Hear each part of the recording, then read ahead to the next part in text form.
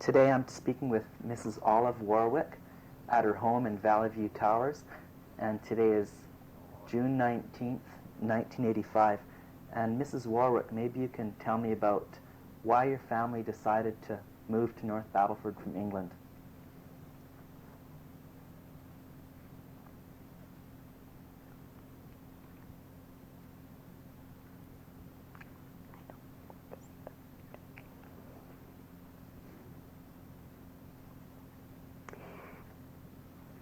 But it was in 1912, April 1912, that my family, my father, mother, my sister, brother, and myself, as a little girl, set sail for Canada.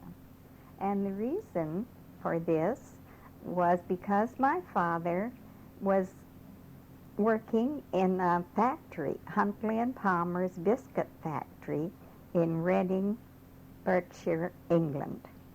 And the work in the brick ovens was sort of tiring and getting him down a little. And my mother was very happy to be able to suggest this moving to Canada.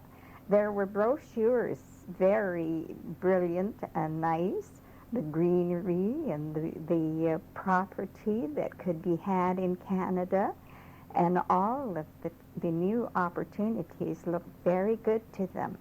And that is why they took the chance to come. So then we sailed on the steamship Ultonia. And it took 14 days to reach Halifax. In those days, it took longer than now.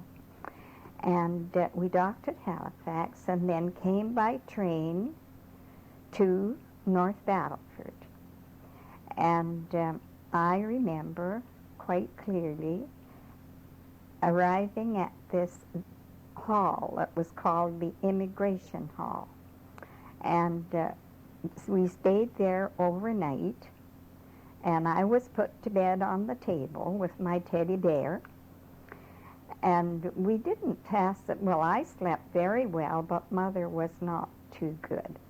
So we were glad to move off the next day, as near as I know, to by train to Edam, where we continued by livery team to Mervin, old Mervin, where my aunt had already made her home. We stayed there.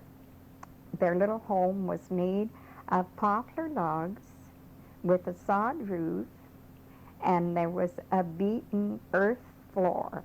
But she had little rugs around, and everything was so cozy, and we were so glad to be all together again. My aunt had brought her son with her, which of course is my cousin, and we were happy to be together. Then my father, being a good workman in his trade, a bricklayer, had the opportunity of taking a job on the Saskatchewan Hospital building. And a lot of the important brickwork in that building was completed by my father, and it's still standing today, much of it.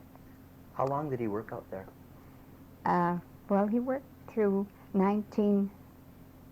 during 1912, in 1912 through 13, and I just can't remember if he stayed till it was quite complete, because in September 1912, he filed on a homestead in the area where we made our home right straight through, and my aunt had a homestead cornering that, and it was the northwest section of number 24, 51, 20, west of the 3rd Meridian. And Dad, of course, had to put in his homesteading duties besides working out. So, of course, he just worked between whiles and did that as well. And then he and my brother built another little log house, and Mother was down in Battleford housekeeping for a family here. And then she came home when the little house was ready, and I remember our first meal in that little house.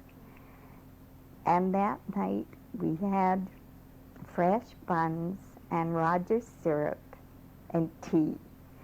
And during the time that we were sitting there all happy to be home, my mother wanted us all to come outside with her and see the smoke coming out of our very own chimney.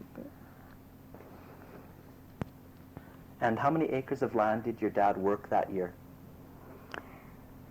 Well, it was required to prove up the homestead that 10 acres should be broke at sod turned, and Dad, of course, was quite new at all this.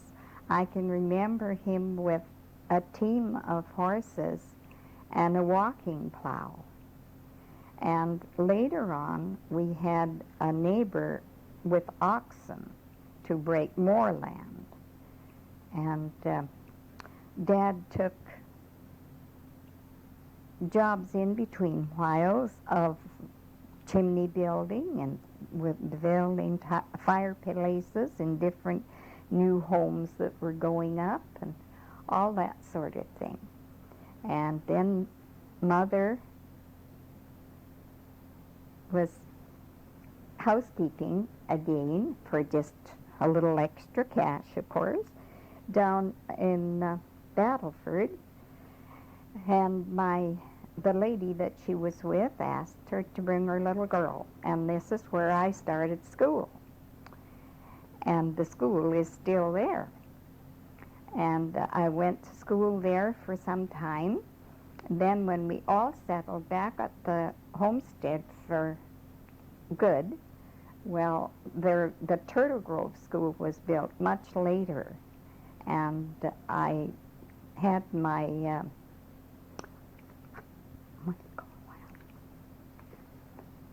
my schooling up to grade 8 in the Turtle Grove School. That was about 8 miles out of Turtleford, which was the new town then, and Mervin. We were about 8 miles equally from Mervin and Turtleford. And there were several teachers from here and there that came to teach at the Turtle Grove School. I walked to school. And when I was old enough, my brother let me ride a horse to school. And I passed my grade 8, and then from there on, I went to high school for a little while. Okay. And did you ever make it back to North Battleford while you were growing up in that area? Oh, yes, quite often. My sister remained here. She never came to the farm to live. She was on the switchboard in Battleford, and after she married here, and so naturally we came back and forth to visit and that, and we have always come back and forth to North Battleford for our medical attention and dentistry and all that. So it's more like we belonged to North Battleford as much as we did anywhere else. And I guess it was a pretty big and busy town at that time with a lot of different people coming in and out. Oh, yes. As a child, I can remember the night at the immigration hall. There were many different families and different kinds of people all coming to make their home in this wonderful Canada. Did you talk to any of them? Well, my parents did, of course, but I vaguely remember that.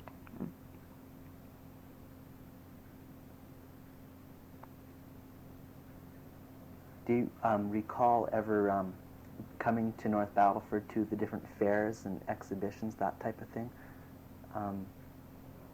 Yes, later. Mm-hmm. Maybe you could tell us about that.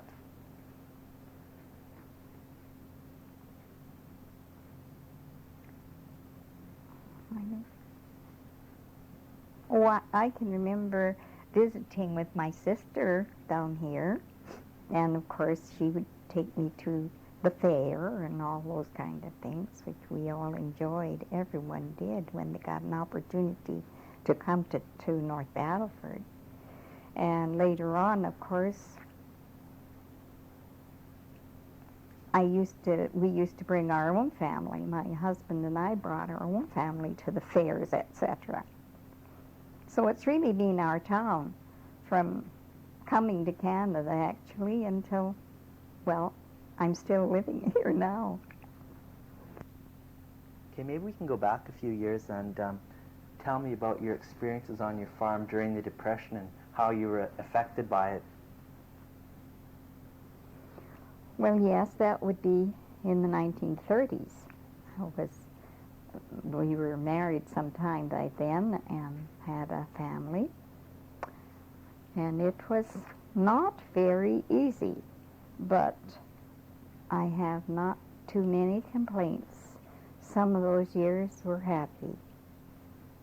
We didn't have much money, but we didn't need very much.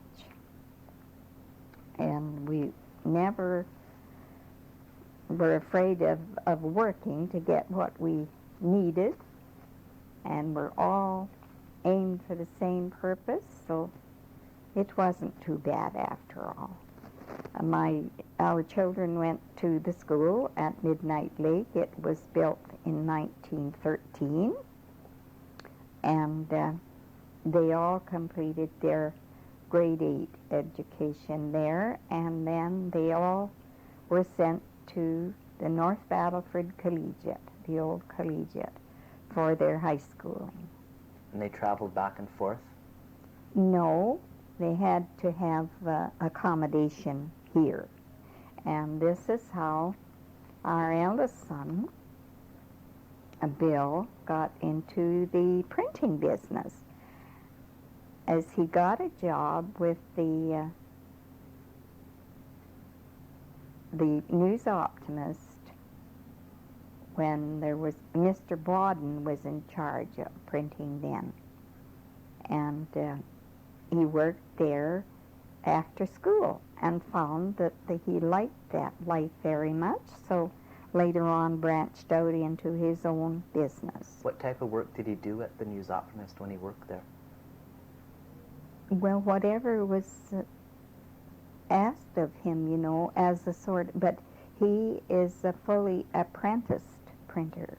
He put in 3 years apprenticeship, and so in that way he could take work anywhere in Canada, as it were. But then now he's in his own business. And he was the eldest, but of course there were 3 more that all attended the North Battleford Collegiate. And from there on they branched out into their own lives as they came to it. And you said that they had to have accommodation within the city, so did your children stay with friends of yours, or just people that took in boarders? Who did they stay with? Well, we heard of a place for Bill to stay, and it was a very lovely home. Mr. and Mrs. Vall, and he boarded there for $25 a month.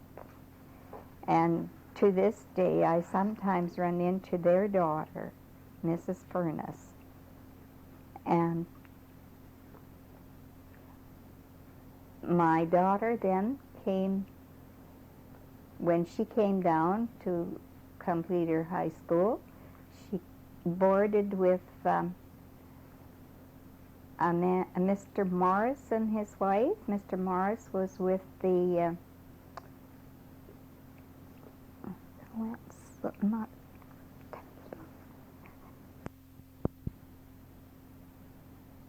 And he worked with? Well, he was with the social aid department, I think. And they were also a wonderful family, and our daughter had a lovely home there. And finally, she took off for Calgary and completed a course in comptometry And that was the beginning of her life away from home. We had two more boys that also came to the collegiate here in North Battleford, and they have chosen their lives in farming and different courses they took besides their high school. And the youngest went to university in Saskatchewan actually. And was one student chosen from each of the Western universities by the Hudson Bay Gas and Oil Company, and our Joe was chosen as the one from Saskatchewan University. And he had a job in Calgary with this company for quite a few years till he married. But he really felt that the country north of North Battleford was really home. So he and his family are there now. And when did you move from your farm at Midnight Lake into North Battleford? What year was that? Well, and my husband passed away in 1974, so I came to North Battleford to make my home here in about 76, I think it was. And I was in a suite over here on 101 Street when they were taking names for Valley View to start the buildings at Valley View Towers. They had to have names before they could start the construction. So I signed my name, of course, and then later was asked if I would care to move into one of the suites, which here I am today. I've been here now over 7 years and find it very comfortable.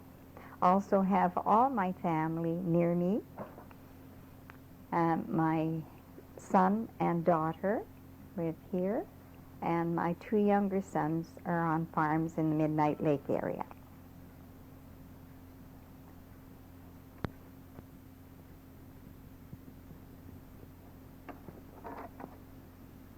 You haven't mentioned much about your husband and his family. Maybe you can tell us something about that. Well, I would certainly like to do that. My husband was also born in England, came to Canada with his parents in 1904. And they settled in the southern part of the province around Carlisle, Simpson, and finally homesteaded in Imperial. And he had his schooling there, and his father was a carpenter by trade, and in the towns that were springing up along that area then, his father built on a lot of the buildings in different towns. And they also homesteaded around the Imperial District. They moved up to the Midnight Lake District in 1919, and my husband had a teacher's certificate and taught at the Midnight Lake School for a short time until he could get another teacher. But they farmed north of the Midnight Lake Post Office then, up along the Midnight Lake Highway, which was just a trail at the time. And they lived there their home was there beside a lovely little lake, which was on the homestead. They lived there for a number of years, and then we lived further south by the Midnight Lake Post Office, and we used to go back and forth to each other's homes winter times and so forth like that. And it was in 1925 that my husband was playing with an orchestra over near Turtleford that I met him at a school dance at Turtle Grove.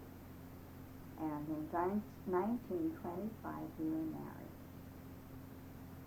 And of course I moved to Midnight Lake, and I loved the area there. And that's where our children were not actually born there. There was no doctor there. But I went back to Turtleford for some, and then down to North Battleford when our youngest son was born.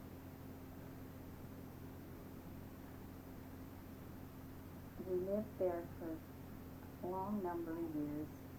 The children then all attended, as I mentioned before, the North Battleford Collegiate here, and where they had their high school training. And we just carried on from there, and my husband taught at intervals, and he was a musician. His instrument was cornet, or trumpet, and he played in the two military bands in both world wars. He was young then from the First World War. He was older for the Second. But they had sent a letter from Saskatchewan for him to join the band then in 1939. And he was away for a little while, but we used to visit back and forth. So I think that's about it. We had a good life in the country and varied in many ways with different occupations here and there. Did your husband ever play in the North Battleford area, or have anything to do with the North Battleford band? Not really. He was bandmaster at Melford for about 3 years, while they were waiting for a bandmaster to come from overseas. He revived the Kinsman band there in Melford. But of course he played in different, like he used to go from the farm, that was before we were married, to, he'd gone to the Regina Fair and all kinds of places like that to play the cornet. And he was a very good musician. But as the years went by, we just settled down, and we had a wonderful retirement in going camping and fishing, and we'd take off and just put the boat in some lake that we didn't even know and just enjoy ourselves like that. It was really wonderful. But of course, as the years go by, things change.